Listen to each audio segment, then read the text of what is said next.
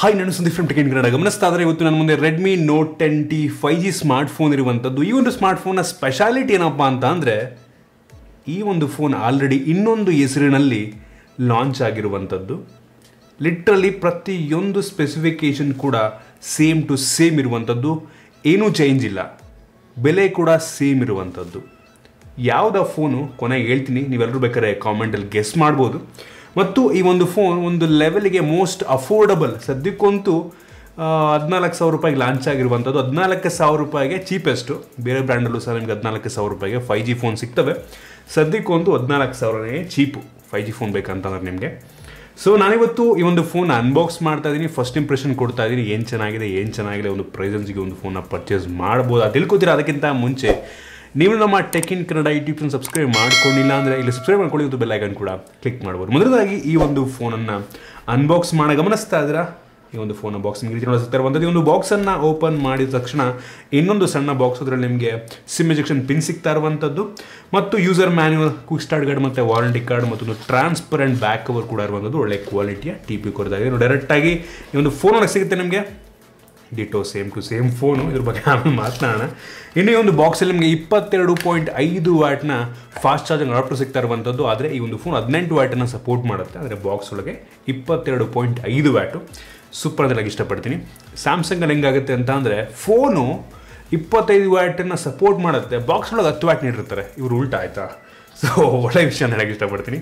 ಜೊತೆಗೆ ಬಾಕ್ಸಲ್ಲಿ USB Type-C data cable ಕೊಡಿದ್ರೆ ಒಂದು ಡೀಸೆಂಟ್ ಕ್ವಾಲಿಟಿಯ ಕೇಬಲ್ ಆಗಿರುವಂಥದ್ದು. ಡೈರೆಕ್ಟಾಗಿ ಒಂದು ಫೋನಿಗೆ ಬಂತು ಅಂದರೆ ನಿಮಗೆ ಹಿಂಗೆ ನೋಡೋಕ್ಕೆ ಸಿಗ್ತಾ ಇರುವಂಥದ್ದು. ಏನು ಅಂದರೆ ಏನೂ ಚೇಂಜ್ ಇಲ್ಲ. ಈ ಒಂದು ಫೋನ್ನ ಫ್ರಂಟಲ್ಲಿರುವಂಥದ್ದು ಗ್ಲಾಸು ಗೊರಿಲ್ಲಾ ಗ್ಲಾಸ್ 3 ಅಷ್ಟು ಈಸಿಯಾಗಿ ಸ್ಕ್ರ್ಯಾಚ್ ಆಗೋದಿಲ್ಲ. ಸ್ಕ್ರೀನ್ ಗಾರ್ಡನ್ನು ಅವರೇ ಹಾಕಿದ್ದಾರೆ. ಮುಂಗಡೆ ನಿಮಗೆ ಪಂಚೋಲ್ ಕ್ಯಾಮ್ರಾ ಸಿಗ್ತಾ ಇರುವಂಥದ್ದು. ಬೆಸಲ್ ಒಂದು ಲೆವೆಲಿಗೆ ಕಡಿಮೆ ಇದೆ, ಬಾಟಮ್ ಸ್ವಲ್ಪ ಬೆಸಲ್ ಜಾಸ್ತಿ ಅಂತ ಅನ್ನಿಸ್ತಾ ಇರುವಂಥದ್ದು. ಫ್ರಂಟಲ್ಲಿ ಒಂದು ಲೆವೆಲ್ಗೆ ಚೆನ್ನಾಗಿ ಕಾಣುತ್ತೆ. ಹಿಂದಕ್ಕೆ ಬಂತು ಅಂದರೆ ಪ್ಲಾಸ್ಟಿಕ್ ಬ್ಯಾಕ್ ಇದಾಗಿದೆ, ನೀಲಿ ಬಣ್ಣದನ್ನು ಕಳಿಸಿದ್ರೆ ನನಗೆ ಒಂದು ರೀತಿ ಗ್ಲಾಸ್ ಫಿನಿಶ್ ಅಂತ ಅನಿಸುತ್ತೆ. ಸ್ಮಡ್ಜಸ್ ಕೂಡ ಆಗೋ ಸಾಧ್ಯತೆ ಇರುತ್ತೆ. ಸ್ಕ್ರ್ಯಾಚ್ ಅಂತೂ ಪಕ್ಕ ಆಗುತ್ತೆ. ಸೊ ಅದರಿಂದ ಬ್ಯಾಕ್ ಕವರ್ ಹಾಕೊಂಡ್ರೆ ತುಂಬ ಒಳ್ಳೆಯದು. ಬಟ್ ಹಿಂದ್ಗಡೆಯಿಂದ ಒಂದು ಲೆವೆಲಿಗೆ ಚೆನ್ನಾಗಿ ಕಾಣುತ್ತೆ ಆಯಿತಾ.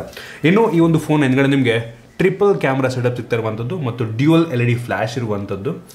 ಅದನ್ನು ಬಿಟ್ಟರೆ ಹಿಂದ್ಗಡೆ ಯಾವುದೇ ಫಿಂಗರ್ ಪ್ರಿಂಟ್ ಸೆನ್ಸರ್ ಇಲ್ಲ. ಸೊ ನಮಗೆ ಗೊತ್ತಾಗ್ತಿರುವಂಥದ್ದು ಈ ಒಂದು ಫೋನಲ್ಲಿ side mounted finger print sensor ಇದೆ ಅಂತ. ಮತ್ತು ಈ ಒಂದು ಫೋನ್ ಇರುವಂಥ ಫ್ರೇಮ್ ಇದೆ, ಪ್ಲಾಸ್ಟಿಕ್ ಫ್ರೇಮ್ ಆಗಿರುವಂಥದ್ದು ಆಯಿತಾ. ಮತ್ತು ಈ ಒಂದು ಫೋನಲ್ಲಿ USB Type-C ಪೋರ್ಟ್ ಇದೆ ಮತ್ತು 3.5 ಹೆಡ್ಫೋನ್ ಜಾಕ್ ಕೂಡ ಇರುವಂಥದ್ದು ಮತ್ತು ಡೆಡಿಕೇಟೆಡ್ SD ಕಾರ್ಡ್ ಸ್ಲಾಟ್ ಕೂಡ ಇರುವಂಥದ್ದು. ಒಂದು ಒಳ್ಳೆಯ ವಿಷಯ ನನಗೆ ಇಷ್ಟಪಡ್ತೀನಿ. ಓವರಾಲ್ ಡಿಸೈನ್ ಮತ್ತು ಬಿಲ್ಡ್ ಕ್ವಾಲಿಟಿ ನನಗೆ ಈ ಒಂದು ಪ್ರೈಸ್ ರೇಂಜಿಗೆ ಪರವಾಗಿಲ್ಲ ಅನ್ನಿಸ್ತು. ನಾವು ಈ ಪ್ರೈಸ್ ರೇಂಜಲ್ಲಿ ಗ್ಲಾಸ್ ಬ್ಯಾಕನ್ನು ಎಕ್ಸ್ಪೆಕ್ಟ್ ಮಾಡೋದಕ್ಕಾಗೋದಿಲ್ಲ. ಬಟ್ ಸ್ಟಿಲ್ ಕೆಲವೊಂದು ಫೋನ್ಗಳು ನಿಮಗೆ ಮೋಸ್ಟ್ಲಿ 1,000 ರೂಪೀಸ್ ಜಾಸ್ತಿ ಕೊಟ್ಟರೆ ನಿಮಗೆ ಈ ಪ್ರೈಸ್ ರೇಂಜಲ್ಲೇ ಗ್ಲಾಸ್ ಬ್ಯಾಕನ್ನು ಹೊಂದಿರುವಂಥ ಫೋನ್ಗಳು ಸಿಗ್ತವೆ ನಮಗೆ. ಬಟ್ ಓಕೆ ಅಂತೀನಿ, ಬಿಲ್ಡ್ ಕ್ವಾಲಿಟಿ ಓಕೆ, ಇಂಪ್ರೆಸಿವ್ ಅಂತ ಅನ್ನಲ್ಲ. ಇನ್ನು ಡಿಸ್ಪ್ಲೇ ಬಗ್ಗೆ ಮಾತನಾಡಬೇಕಂತಂದರೆ, ಒಂದು ಫೋನಲ್ಲಿ 6.5 ಇಂಚಿನ ಫುಲ್ HD+ ರೆಸಲ್ಯೂಷನ್ ಹೊಂದಿರುವಂಥ IPS LCD ಡಿಸ್ಪ್ಲೇ ಇರುವಂಥದ್ದು. ಡಿಸ್ಪ್ಲೇ ಕ್ಲಾರಿಟಿ ಚೆನ್ನಾಗಿದೆ. ವ್ಯೂಯಿಂಗ್ ಆ್ಯಂಗಲ್ಸ್ ನಂಗೆ ಅಷ್ಟೊಂದು ಇಷ್ಟ ಆಗಲಿಲ್ಲ, ಸ್ವಲ್ಪ ಕ್ರಾಸ್ ಮಾಡಿದ್ರೆ ಕಾಣೋದೇ ಇಲ್ಲ ಆಯಿತಾ. ಇದು 90 ಹರ್ಟ್ಸ್ನ ರಿಫ್ರೆಶ್ ರೇಟನ್ನು ಹೊಂದಿರುವಂಥದ್ದು. ಬ್ರೈಟ್ನೆಸ್ ಒಂದು ಲೆವೆಲಿಗೆ ಪರವಾಗಿಲ್ಲ, ಬಿಸಿಲಿಗೆ ಹೋದ್ರೂ ಕೂಡ ಒಂದು ಲೆವೆಲಿಗೆ ಬ್ರೈಟಾಗಿ ಕಾಣುತ್ತೆ ಒಂದು ಲೆವೆಲಿಗೆ.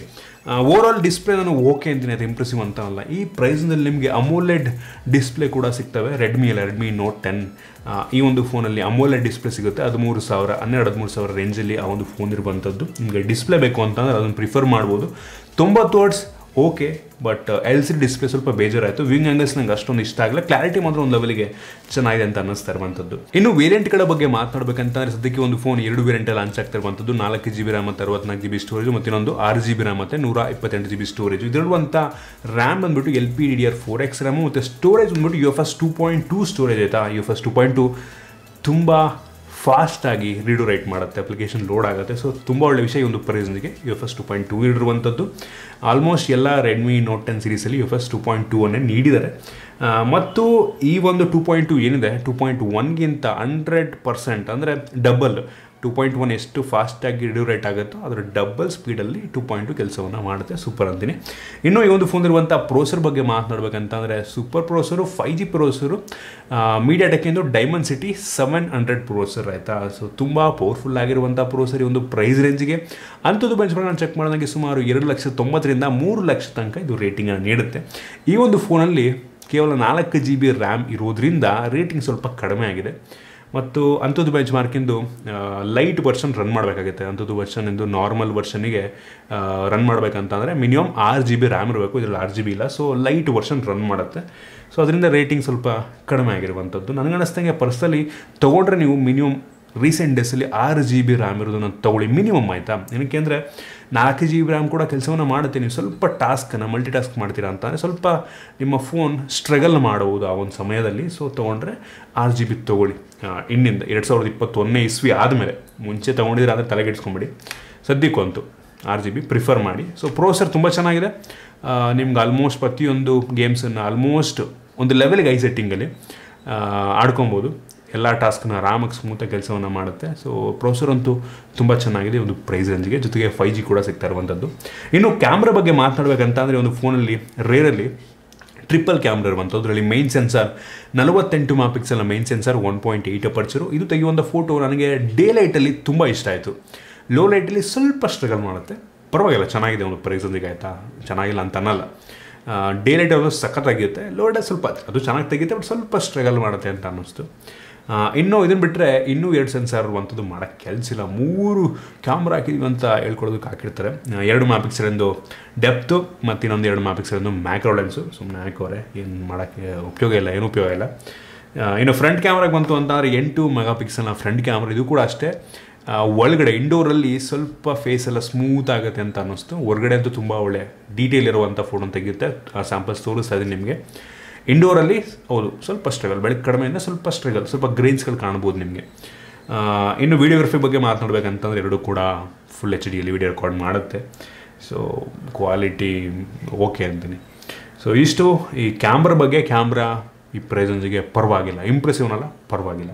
ಇನ್ನು ಸೆಕ್ಯೂರಿಟಿ ಬಗ್ಗೆ ಮಾತನಾಡಬೇಕಂತ ನೀವು ಫೋನಲ್ಲಿ side mounted finger print sensor ಇರುವಂಥದ್ದು ತುಂಬ ಫಾಸ್ಟಾಗಿ ಗಮನಿಸ್ತಾ ಇದ್ದೀರಾ ನೀವೇ. ಸೊ ಓಕೆ ಅಂತೀನಿ. ಇನ್ನು ಫೇಸ್ ಅನ್ಲಾಕ್ ಕೂಡ ಅಷ್ಟೇ, ಇದು ಕೂಡ ಒಂದು ಲೆವೆಲ್ಗೆ ಫಾಸ್ಟಾಗಿರುವಂಥದ್ದು. MIದು ಯೂಶ್ವಲಿ ಇದೆಲ್ಲ ಫಾಸ್ಟಾಗಿರುತ್ತೆ ಒಂದು ಲೆವೆಲ್ಗೆ. ಇನ್ನು ಬ್ಯಾಟ್ರಿ ಬಗ್ಗೆ ಮಾತಾಡಬೇಕಂತ ಅಂದರೆ ಒಂದು ಫೋನಲ್ಲಿ 5000 mAh ಕೆಪಾಸಿಟಿಯ ಬ್ಯಾಟ್ರಿ ಇರುವಂಥದ್ದು. ಒಂದು ಲೆವೆಲಿಗೆ ಜಾಸ್ತಿನೇ ಅಂತ ಅನ್ಬೋದು. ಇತ್ತೀಚಿನ ದಿನಗಳಲ್ಲಿ ಬರ್ತಿರೋಂಥ ಬ್ಯಾಟ್ರಿ ನೋಡಿಕೊಂಡ್ರೆ ಕಡಿಮೆನೇ, 6-7 ಸಾವಿರ ಕೊಡ್ತಾರೆ. 5,000 ಸಾಕು ಗುರು, ಇನ್ನು ಅದಕ್ಕಿಂತ ಇನ್ನೇನು ಬೇಡ. ಜೊತೆಗೆ ಬಾಕ್ಸಲ್ಲಿ ನಿಮಗೆ 22.5 ವ್ಯಾಟ್ನ ಫಾಸ್ಟ್ ಚಾರ್ಜಿಂಗ್ ಅಡಾಪ್ಟರ್ ಕೊಟ್ಟಿದ್ದಾರೆ. ಬಟ್ ಈ ಒಂದು ಫೋನು 18 ವ್ಯಾಟನ್ನು ಸಪೋರ್ಟ್ ಮಾಡುತ್ತೆ. ಒಳ್ಳೆ ವಿಷಯ ಅಂತೀನಿ. 18 ವ್ಯಾಟ್ ಇವತ್ತು ಪ್ರೈಸ್ ರೇಂಜಿಗೆ ಓಕೆ. ಇನ್ನೊಂದು ಸ್ವಲ್ಪ ಬೆಲೆ ಜಾಸ್ತಿ ಕೊಟ್ಟರೆ ನಿಮಗೆ ಎಷ್ಟೋ ಫೋನ್ಗಳಲ್ಲಿ 55 ವ್ಯಾಟು ಇದೆ, ನಿಮಗೆ 50 ವ್ಯಾಟು 30 ವ್ಯಾಟು ಎಲ್ಲ ಸಿಗ್ತವೆ.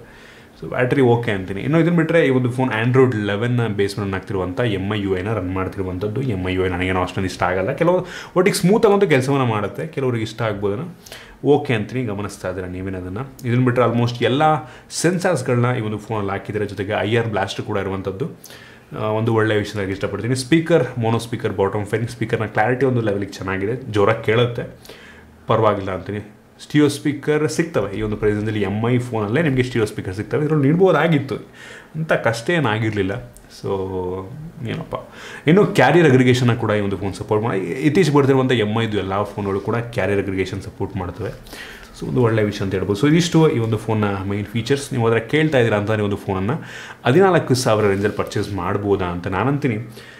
ಇದೇ ಫೋನನ್ನು ಇನ್ನೊಂದು ಹೆಸರಿನಲ್ಲಿ POCO M3 Pro ಈ ಒಂದು ಫೋನನ್ನು ಆಲ್ರೆಡಿ ಲಾಂಚ್ ಮಾಡಿದರೆ ಸೇಮ್ ಪ್ರೈಸು, ಸೇಮ್ ಸ್ಪೆಸಿಫಿಕೇಷನ್, ಏನೂ ಡಿಫ್ರೆನ್ಸ್ ಇಲ್ಲ. ಎರಡೂ ಫೋನ್ ಚೆನ್ನಾಗಿದೆ, ಆಯಿತಾ. ಇನ್ನೊಂದು ಹೆಸರು ಏನಕ್ಕೆ ಲಾಂಚ್ ಮಾಡೋದು ಅಂತ ಗೊತ್ತಿಲ್ಲ, ಜನಗಳಿಗೆಲ್ಲ ತಲೆಕೆಟ್ಟೋಗುತ್ತೆ. ಏನಿದು 2 ಫೋನು ಒಂದೇ ಹೆಸರು ಅಂತ. ಸೊ ಎರಡರಲ್ಲಿ ಯಾವ ಫೋನ್ ಬೇಕಾದ್ರೂ ತೊಗೊಬೋದು ನೀವು, ಏನೂ ಚೇಂಜ್ ಇಲ್ಲ, ಲಿಟ್ರಲಿ ಏನೂ ಚೇಂಜ್ ಇಲ್ಲ, ಸೇಮ್ ಟು ಸೇಮ್. ಸೊ ಎರಡೂ ಕೂಡ ಚೆನ್ನಾಗಿದೆ ಒಟ್ಟಿಗೆ.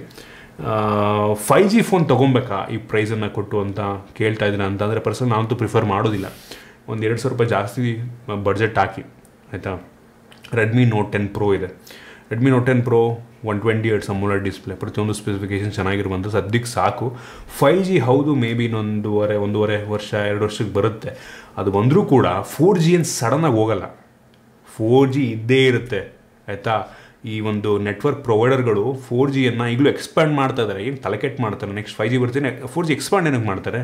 ಸೊ 4G ಇನ್ನೂ 4-5 ವರ್ಷ ಎಲ್ಲೂ ಹೋಗಲ್ಲ, ಇಲ್ಲೇ ಇರುತ್ತೆ. 5G ಅಷ್ಟು ಸ್ಟೇಬಲ್ ಆಗಬೇಕು ಅಂತಂದರೆ ತುಂಬ ಟೈಮ್ ಬೇಕು. ಸೊ ತಲೆಕೆಡಿಸ್ಕೊಂಬೇಡಿ, 4G ಫೋನ್ನ ನೀವು ಪ್ರಿಫರ್ ಮಾಡ್ಬೋದು. ಮತ್ತು 5G ಫೋನ್ ತೊಗೋತಿದ್ದೀರಾ ಅಂತ ಅಂದರೆ ನಿಮಗೆ ಬ್ಯಾಟ್ರಿ ಕೂಡ ಕನ್ಸಂಪ್ಷನ್ ಜಾಸ್ತಿ ಆಗ್ಬೋದು. ಸೊ ಸದ್ಯಕ್ಕೆ ಈ ಒಂದು 5G ಬಗ್ಗೆ ತಲೆ ಕೆಡ್ಸ್ಕೊಂಬೇಡಿ ಆಯಿತಾ. ಸೊ ನನಗೆ ಅನ್ನಿಸ್ತಂಗೆ ಪರ್ಸನಲಿ ನನ್ನ ಒಪಿನಿಯನ್ನು ಇದ್ರ ಬಗ್ಗೆ ಒಂದು ಸಪ್ರೇಟ್ ವಿಡಿಯೋ ಮಾಡ್ತೀನಿ. ರೆಡ್ಮಿ ನೋಟ್ 10 Pro ತೊಗೊಳ್ಳಿ, ಚೆನ್ನಾಗಿದೆ 16,000ಕ್ಕೆ. ಸೊ ಇದಿಷ್ಟು ಈ ಒಂದು ಫೋನ್ ಬಗ್ಗೆ ಆನೆಸ್ಟ್ ಒಪಿನಿಯನ್. ನಿಮ್ಗೆ ಇದ್ರ ಬಗ್ಗೆ ಅನಿಸುತ್ತೆ ಕೆಳಗಡೆ ಕಾಮೆಂಟ್ ತಿಳಿಸ್ಬೋದು. ನಿಮ್ಗೆ ಇಷ್ಟ ಆದಬಿಟ್ಟು ಲೈಕ್ ಮಾಡಿ, ಶೇರ್ ಮಾಡಿ. ರೀತಿ ನಮ್ಮ ಬೇರೆ ಬೇರೆ ವಿಡಿಯೋ ನಮ್ಮ tech in Kannada YouTube subscribe ಮಾಡ್ಕೊಂಡಿಲ್ಲ ಅಂದರೆ ಈಗ ಸಬ್ಸ್ಕ್ರೈಬ್ ಮಾಡ್ಕೊಳ್ಳಿ, ಒಂದು ಬೆಲ್ ಐಕನ್ ಕೂಡ ಕ್ಲಿಕ್ ಮಾಡ್ಬೋದು. ಸಿಗೋಣ ನಮ್ಮ ನೋಡಿದಲ್ಲಿ.